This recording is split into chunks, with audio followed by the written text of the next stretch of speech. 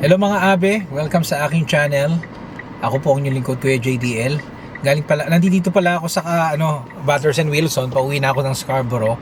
Galing ako sa Nets Cafe dahil nandoon ang pamilya nila Ariel Rivera, Jelly de Belen at ng kanyang mga anak dahil pinopromote nila yung Lolo Benz Biko, no? So ito po yung mga nakuna nating mga pangyayari. Panoorin po ninyo.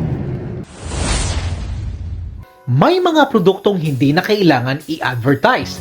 Tulad ng Biko, kapag may Biko sa handaan, kusa itong napapansin.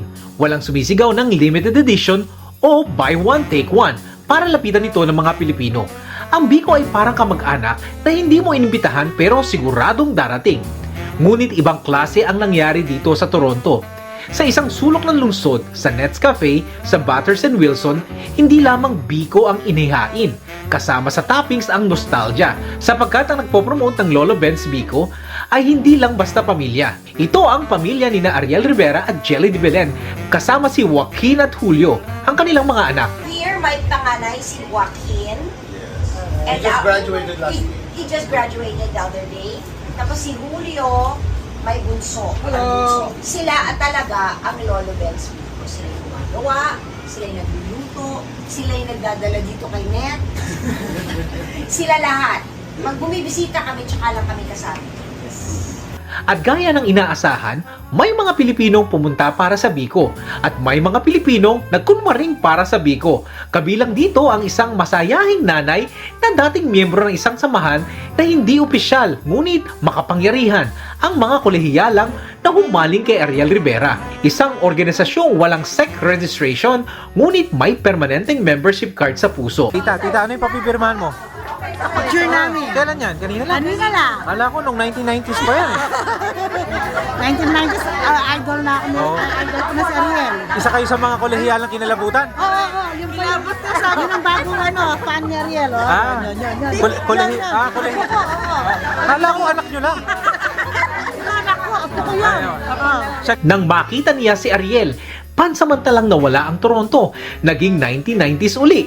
Biglang bumalik ang cassette tape. Bumalik ang love letters. Bumalik ang panahong ang pinakamalaking problema sa buhay ay kung hindi siya ang nasa music video. Habang naghihintay ang lahat sa meet and greet, nagkaroon muna ng kulitan ng pamilya. Mga biruan, tawanan at kwentuhang nagpapaalala na sa likod ng celebrity status ay isa rin silang pamilyang marunong mag-asaran. Who takes the longest to get ready for even a simple family dinner?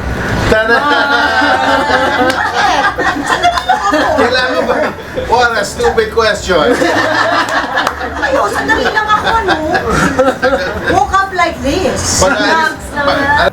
At doon marahil nagsimula ang pinakamagandang marketing strategy. Hindi billboard, hindi Facebook ad, kundi ang pagiging tao. Dahil habang pinagmamasdan ng mga tao ang pamilya, unti-unti nilang nakalimutang nasa product launch sila.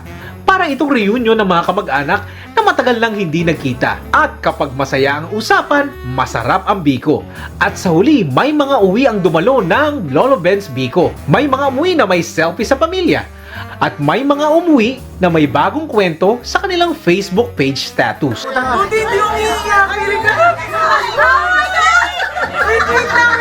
Ngunit ang tunay na nagwagi ay ang Biko mismo, sapagkat sa isang panahon na halos lahat ng uso ay imported, napatunayan ng malagkit na bigas na may latik na kaya pa rin nilang pagsamahin ang mga Pilipino.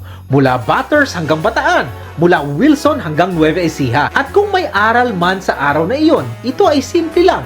Ang unang pag-ibig ay maaaring hindi magtagal. Ngunit ang pagkahilig sa Biko at sa artista, mukhang lifetime subscription na iyon.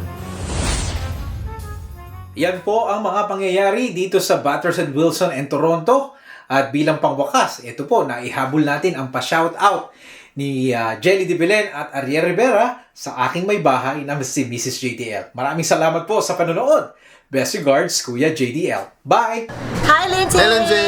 Kamusta na? Sayang wala ka dito, pero next time, kumain ka na lang ng Biko. Yan palagi na yan.